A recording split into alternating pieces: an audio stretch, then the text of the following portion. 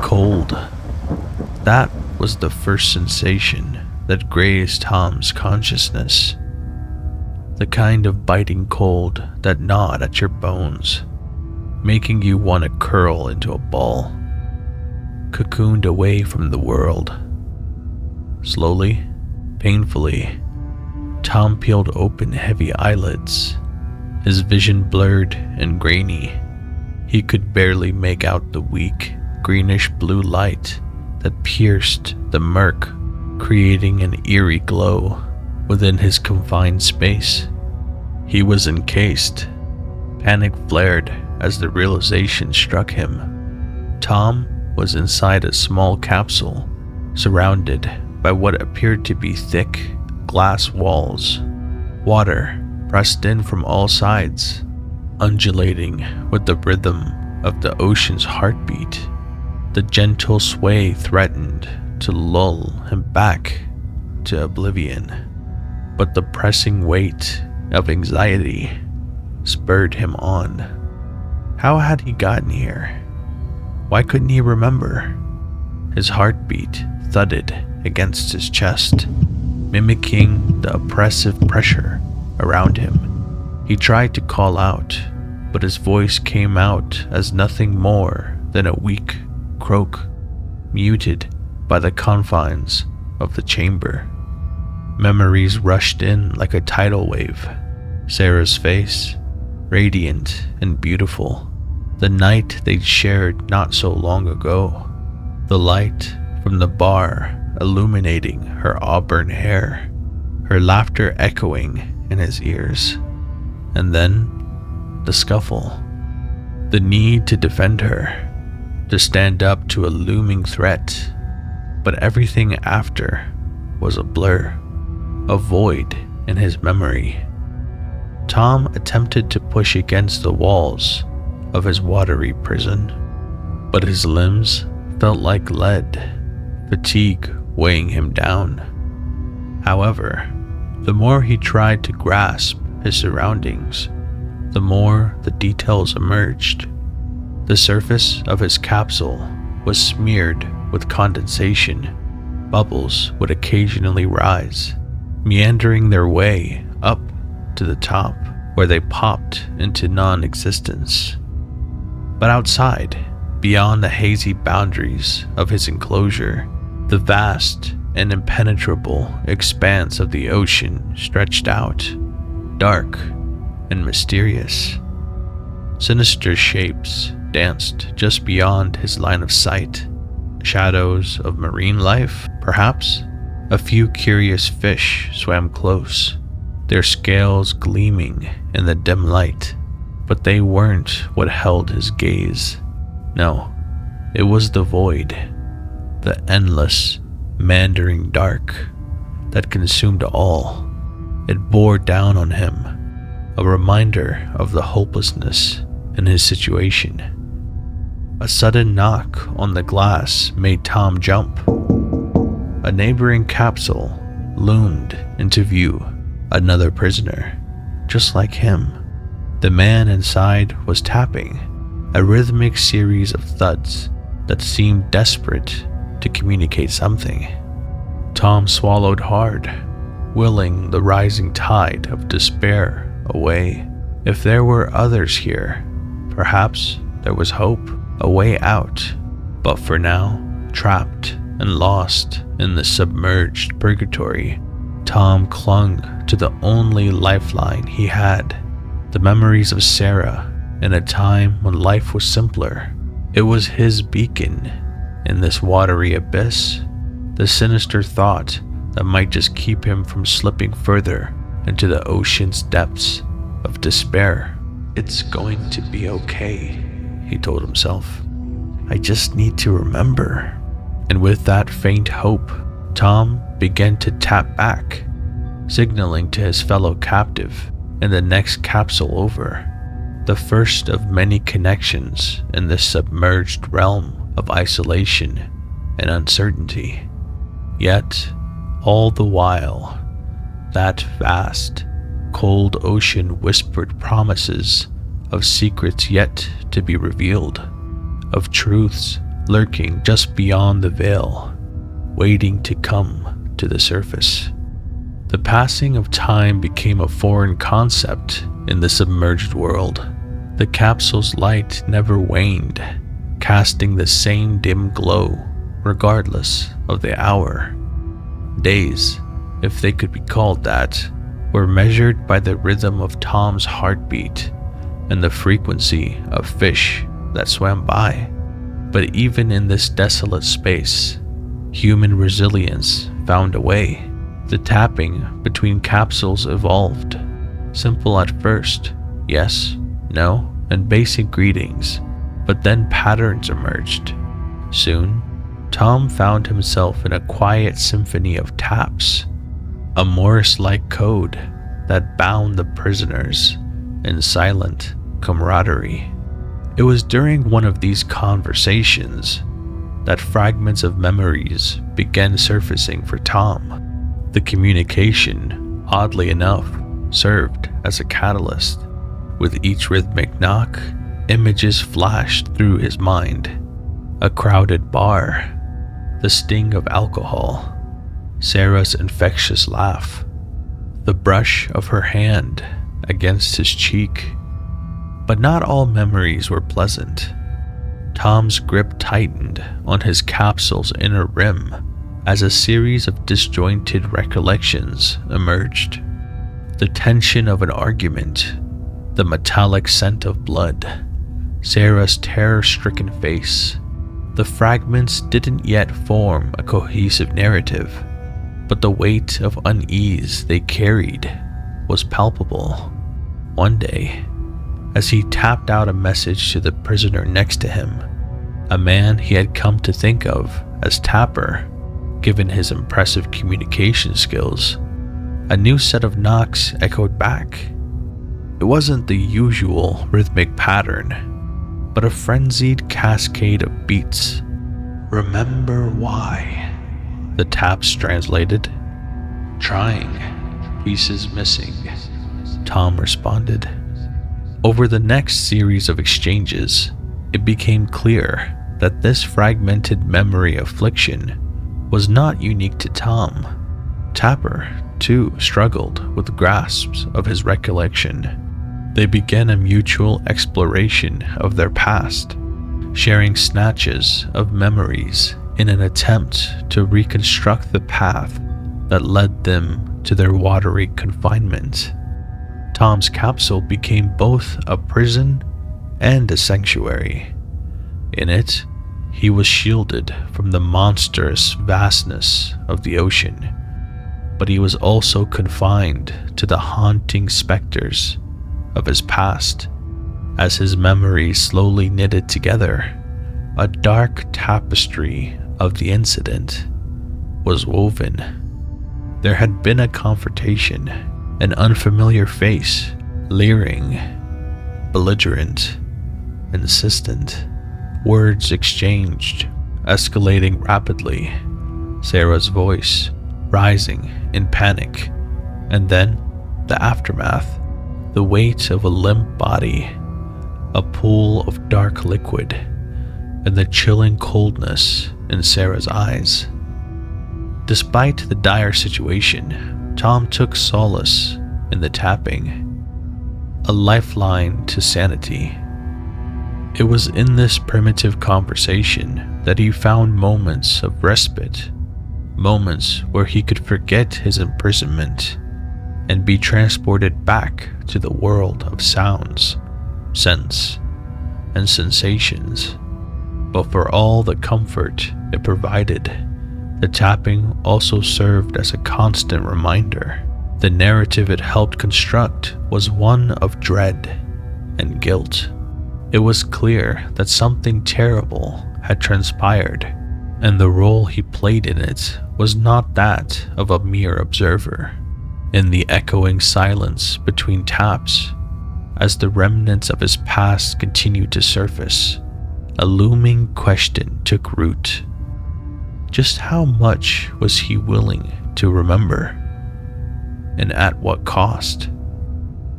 The capsules were both a barrier and a window, keeping Tom imprisoned, but also giving him a view of the mysterious expanse beyond. Time, immeasurable and relentless, allowed for the observation of the ocean's inhabitants. Tom often found himself drawn by the vast abyss outside. The ebb and flow of the water, carrying with it both solace and terror. The creatures of the deep were diverse and wondrous. Luminescent jellyfish floated by, their delicate tendrils trailing behind them, leaving a soft glow in their wake. Schools of fish, shimmering and darting, played out their intricate dances just inches from its glass confinement. But there were others, more elusive, that emerged from the inky depths, shadows that lurked at the periphery of his vision, teasing his senses with their fleeting presence. And then there was the Watcher, a singular presence that seemed to be constantly vigilant, a large, dark fish with scales that absorbed the dim light around it, making it appear as a void in the ocean. Its eyes, however, glowed with a haunting intensity, piercing through the murkiness and locking onto Tom. At first, Tom dismissed it as a fragment of his imagination, an illusion born out of the crushing solitude. But as days turned into weeks, it became harder to deny its existence. The fish was persistent, keeping a steady distance, always watching. Its gaze seemed to penetrate Tom's soul, evoking emotions that ran the gamut from mild unease to full-blown dread. Night, as one might label the period when Tom drifted into fitful sleep, was the Watcher's domain. During these times, the fish drew closer, its eyes never wavering from Tom. Dreams, already disorienting in this underwater realm, became increasingly twisted under the fish's scrutiny. Nightmares of being pursued, of grasping for breath, of Sarah's voice fading away in the cold depths became frequent. But there was something more to the Watcher's presence, something almost familiar, a connection, perhaps. The very thought sent chills down Tom's spine, making him wonder about the nature of his underwater prison and its denizens. The tapping from neighboring capsules offered little respite. Conversations with Tapper turned to this new, looming presence. It seemed Tom was not its sole focus. Others too felt the weight of its gaze. "Always there," Tapper communicated one day. "Why?" Tom tapped back, the sound echoing his mounting desperation. "Unknown. Watching. Judging." The possibility unnerved Tom further. Was this creature a guardian of their watery prison? A sentinel making sure none escaped their just deserts? Or perhaps it was something more symbolic, a representation of their shared guilt and the oppressive weight of their past actions. The deep sea had long been a place of mystery and fear, where legends speak of monsters lurking, waiting to claim the unwary. But for Tom, the real terror wasn't in the legends. It lay in the penetrating gaze of the Watcher, in the unspoken judgment it carried. As days meddled into nights, the line between wakefulness and dream grew thin. Reality and delusion danced on the edge of his perception, and in that fragile state, The Watcher remained a constant, a silent observer to Tom's unraveling sanity, waiting, ever patient, in the depths of the deep. The capsule's walls were like a prison, confining Tom to a realm of muted colors and oppressive silence. It was in these moments of heightened solitude that she first came to him. Sarah. Not the Sarah from the fragmented memories of bar confrontations and tension-filled nights, but a luminous version, bathed in an ethereal glow, serene and untouched by the darkness of his recollections. She would materialize, hovering just outside his capsule, a gentle apparition amidst the vastness.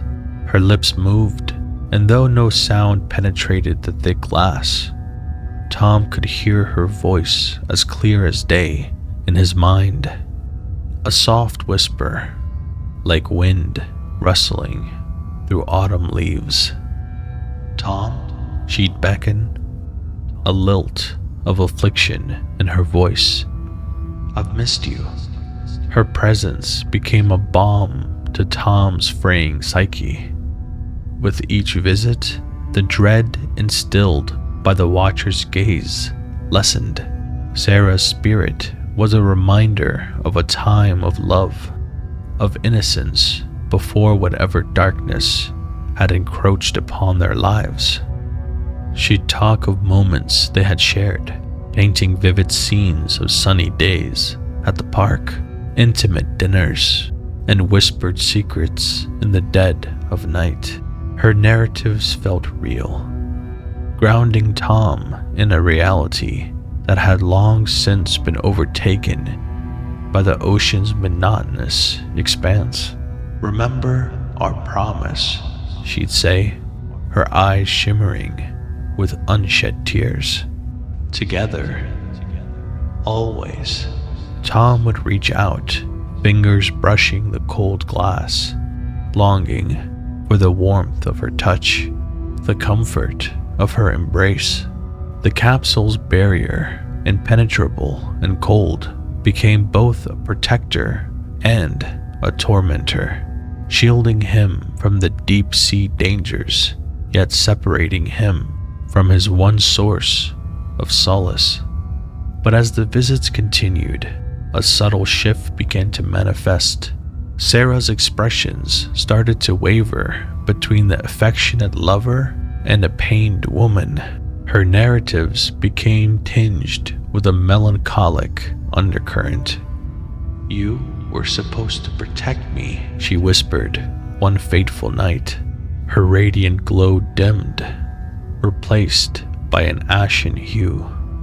Distressed, Tom tried to communicate, to understand what had tainted their shared memories, but his voice, silent in the underwater prison, found no conduit.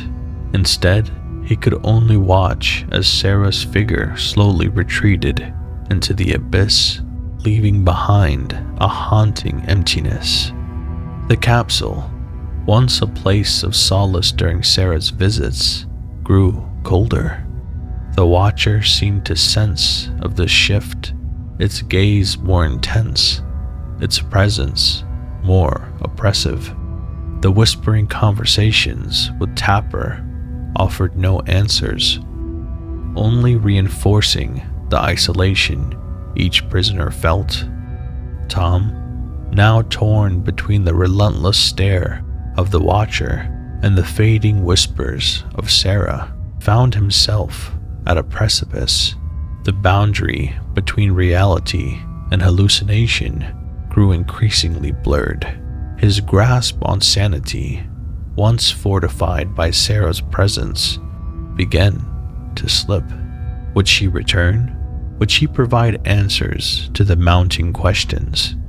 Or had she become just another torment, another fragment of the vast puzzle that was his submerged existence? Each day, Tom would press his forehead against the glass, eyes searching the murky depths, waiting, hoping for the faintest glimmer of Sarah's glow. Her whispers, though fleeting, had become the lifeline to a reality he so desperately sought to reclaim. Amidst the vast oceanic expanse, the capsules stood like silent tombstones, each telling a tale of its inhabitant.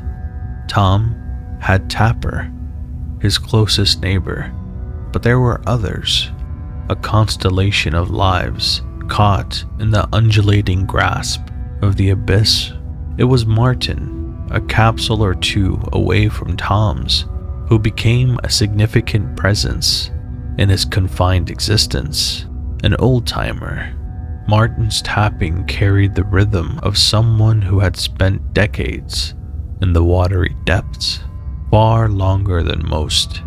Their conversations began out of curiosity, with Tom seeking solace in the stories of a fellow inmate. But Martin's tales were unlike any Tom had heard. They weren't just recounts of personal experiences, but rather intricate tapestries of life above and below, weaving together the threads of countless prisoners Martin had known over the years. New cityscapes. Martin tapped one evening, skies filled with vehicles, floating homes, a world unrecognizable. Tom felt a pang of sadness, imagining a world that had moved on without him. Yet, there was an odd comfort in hearing about it, knowing that life continued to evolve, that there was still a world out there, and not all tales were of progress. Martin spoke of prisoners long gone, their stories etched in the very fabric of this underwater prison. There was Elena, a once famous singer, her voice silenced by jealousy and betrayal. Jacob, a painter whose visions of the surface world kept the spirits of many alive during the darkest times. And countless others, each with their tales of love, loss, and redemption. Martin, though, remained an enigma. Tom would probe, curious about the man who had spent the better part of his life down here. But Martin deftly steered the conversation away, always the storyteller, never the subject. Days blurred into nights, and the capsule tales became a beacon in the encompassing darkness. With each story, Tom felt a deeper connection to his fellow prisoners, an unspoken bond forged in shared confinement. But there was an undercurrent to Martin's tale, a subtle theme that Tom couldn't quite place. It was in the way Martin described the ever-changing world above, the melancholy in his taps, and the hushed tones when whispering of the watchers in the deep. "We're connected," Martin tapped one day, his rhythm somber, not just by these walls, but by the tales we share, our stories, our memories. They're the glue holding us together. Tom pondered this, feeling the weight of Martin's words. In this submerged reality, stories weren't just entertainment, they were lifelines, bridges to a world long gone, to memories fading, and to hopes yet unborn. Yet, amidst the shared narratives, one story remained untold. Martin's own. What had brought him down here? What sins weighed on his soul? And as the days melded into an unending stream, Tom found himself increasingly drawn to the enigmatic storyteller, yearning to unravel the mystery that was Martin, the longest inhabitant of their watery grave. The capsule's confinements, punctuated only by the distant tapping of unseen neighbors and the haunting visage of deep-sea creatures, providing ample space for Tom's mind to wander. But more and more, it didn't wander freely. It was pulled, as if by a gravitational force, into the fragmented memories of a night gone horribly wrong. The flicker began as hazy images, flashing neon lights, the distant thump of bass music, a cold drink in his hand, the bar. Tom and Sarah, locked in a world of their own, ignoring the hustle and din around them, their laughter, the soft touches, the whispered sweet nothings. Those were the memories he clung to, but like the oppressive weight of the ocean above him, darker recollections pressed in, a stranger's voice, loud and brash, breaking through their intimate cocoon. An argument, words slurred by alcohol, but sharpened by intent. Sarah's eyes wide with fear, and Tom rising in defense. The night air was cold, filled with the scent of rain. The stranger had led Tom outside, away from prying eyes. It was supposed to be a showdown, a test of pride and bravado. But as the two men squared off, something shifted. A primal rage surged within Tom, drowning out reason. The details were fuzzy, flashes of a struggle, a metallic taste in his mouth, the cold, unforgiving ground beneath him, and then the final, unmistakable thud, a fatal blow. The stranger lay motionless, eyes staring vacantly at the night sky. Panic had set in. Tom's pulse quickened, his thoughts scattered. But amidst the chaos, a singular idea took root. He had to flee. It was supposed to be an act of passion, a crime born out of love and the instinct to protect. That was the narrative Tom replayed in his mind, seeking solace in the belief that he had acted for love, for Sarah. But even as this version of events solidified, cracks began to form. Sarah's ghostly visage, her whispers of betrayal, the muted accusations in her eyes. They pointed to a different story, one that Tom was not ready to face. The capsule became a crucible of his memories, each recollection distorting and mending with the next. Fact and fiction, reality and delusion, they all blurred into an indistinguishable maelstrom. His conversations with Martin, the capsule tales, the watcher in the depths, all of it swirled around him, pulling him deeper into the abyss of his mind. The tapping became more frenzied, more desperate. Tom sought validation, a confirmation that his memory of that fateful night was true.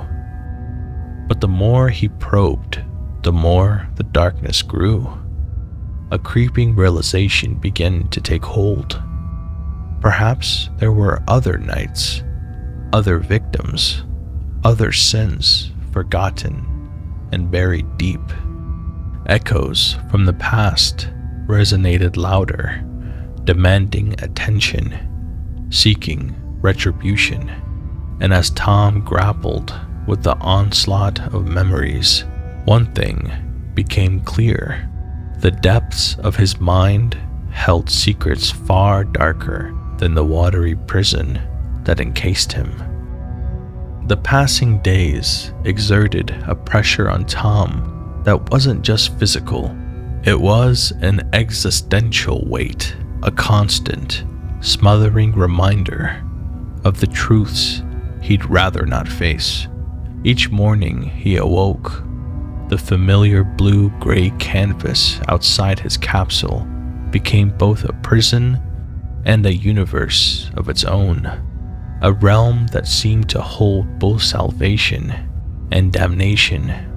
There was a curious interplay of light in the depths. Occasional rays from the sun, dappled and refracted, would breach the bloom and play tricks on his vision. Shadows took on eerie forms, seeming at times to mock him, at others to beckon him deeper into the abyss. But more sinister than the illusionary play of light was the presence of the large, dark fish. Sarah, or so he had come to think of her, observed him with an intensity that was unnerving. No matter how hard he tried to find respite in sleep or distraction in tapping conversations with Martin, her silent vigil served as a relentless tether to the enormity of his past. His thoughts of escape became incessant, a fixation that gripped him with feverish intensity. On what he thought was the 1,000th or perhaps the 10,000th day, Tom decided he had had enough. The steel and glass of the capsule felt like a mockery, a barrier he needed to breach to reclaim his sanity. With frenetic energy, he began to search for weak points, his fingers long since pruned and soft from the constant exposure to the moisture in the air. The maddening stillness of the ocean was punctuated by the dull thuds of his fists and palms as they beat against the thick glass.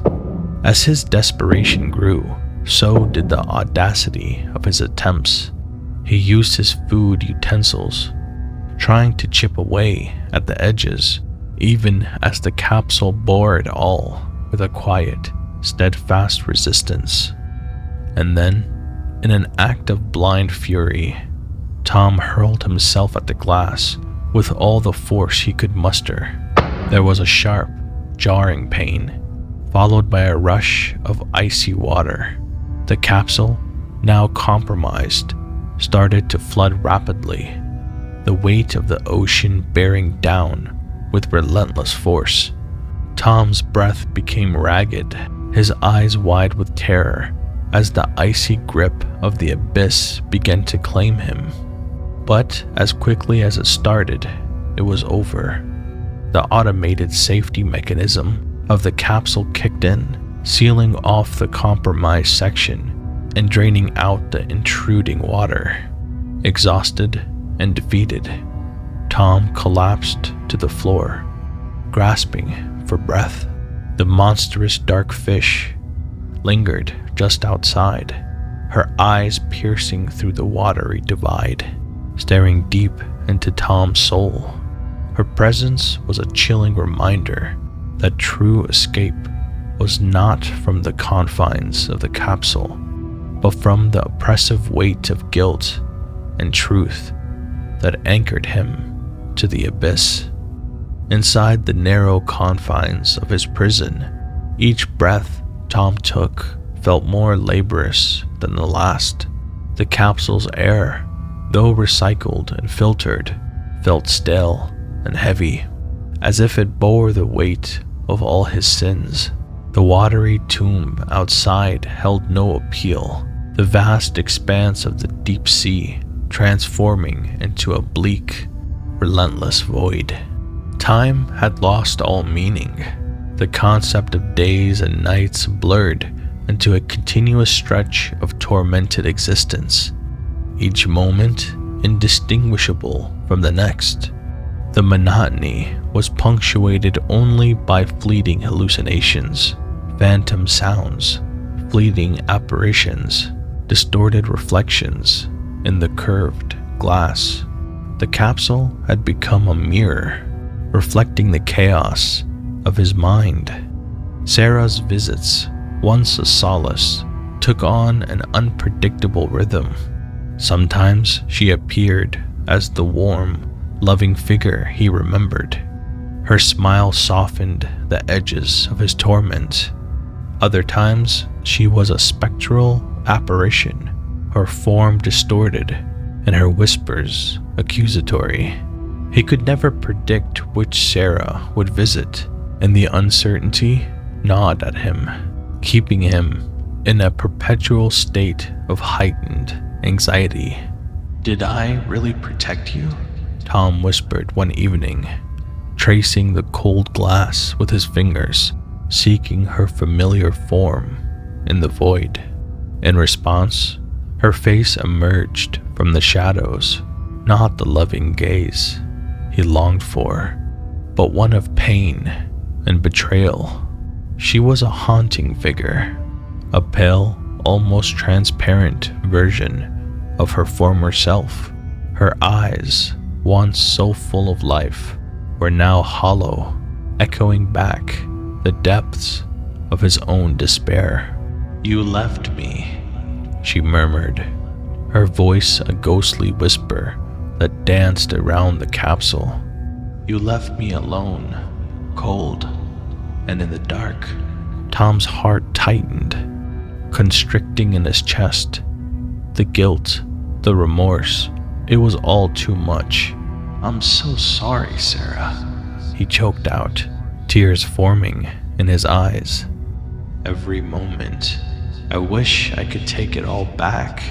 But as swiftly as she had appeared, Sarah's apparition faded, leaving Tom to grapple with the suffocating silence and the ever-watchful gaze of the monstrous fish outside.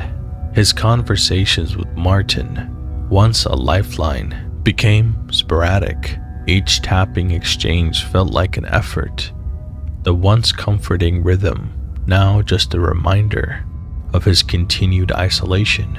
Even the memories of that fateful night, though vivid, began to fragment, replaced by a sense of dread and uncertainty. There was a moment in the depth of one particularly bleak night when Tom seriously contemplated the idea of ending it all. The capsule, with its recycled air and isolated confinement, felt like a living, breathing entity, slowly tightening its grip around him.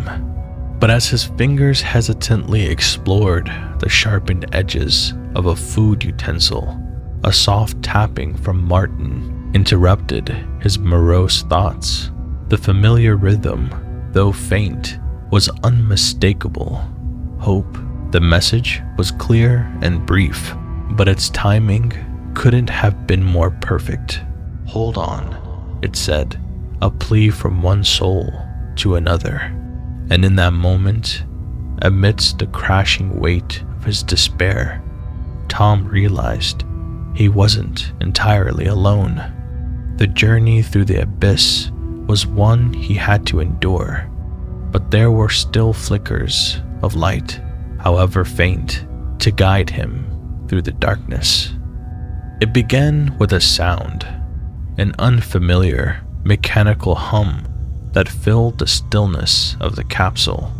The noise grew louder, resonating with the thick glass, and with it came an unsettling vibration.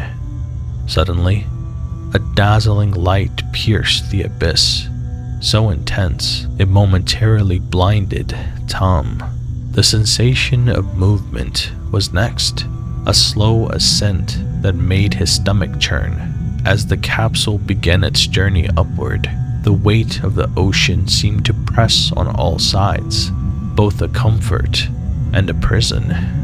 Time, in its fluid state down in the depths, started to take on a semblance of order. The eternal night gave way to dapples of sun rays, and soon the familiar blues of the ocean's shallows greeted him. Tom's heart raced, a confusing blend of hope and trepidation. The capsule broke the surface with a suddenness that made Tom gasp. Air, real fresh air, filled his lungs, and the sensation was both invigorating and jarring. Before he could fully process the change, his capsule was opened, and strong hands gripped his arms, pulling him into the blinding daylight. The world Tom emerged into was foreign. The cityscape was a fusion of the familiar and the avant-garde.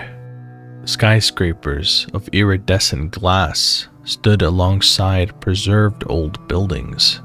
Hovering vehicles zoomed by, their engines emitting soft hums. People watched him, their expressions a mix of curiosity and pity. The journey to the courtroom was a blur, the weight of the chains around his wrists and ankles a cruel reminder of his reality.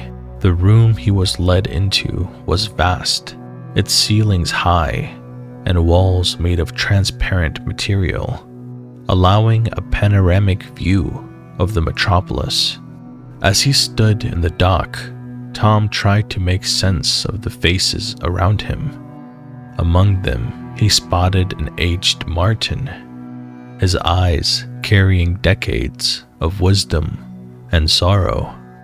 A stern-looking judge with silver hair and piercing blue eyes began to address the room. As he recounted Tom's crimes, a horrifying montage played on the screens around the room, a series of grisly scenes, each more shocking than the last. The victims, their faces frozen in terror, were displayed for all to see, and Tom's role in each murder was meticulously detailed. But the most chilling revelation was saved for last. Sarah's face appeared on the screen, her beauty and vitality juxtaposed against the gruesome scene of her demise. The judge's voice, cold and unyielding, cut through the shocked murmurs in the room. "Tom," he intoned, "you stand accused of over 20 heinous crimes, including the murder of Sarah Williams." The weight of the truth bore down on Tom like 1,000 tons. The single night, the bar, the confrontation, it was merely the tip of a monstrous iceberg, an abyss of his own making. The one constant throughout his confinement, the dark, observant fish, now made haunting sense.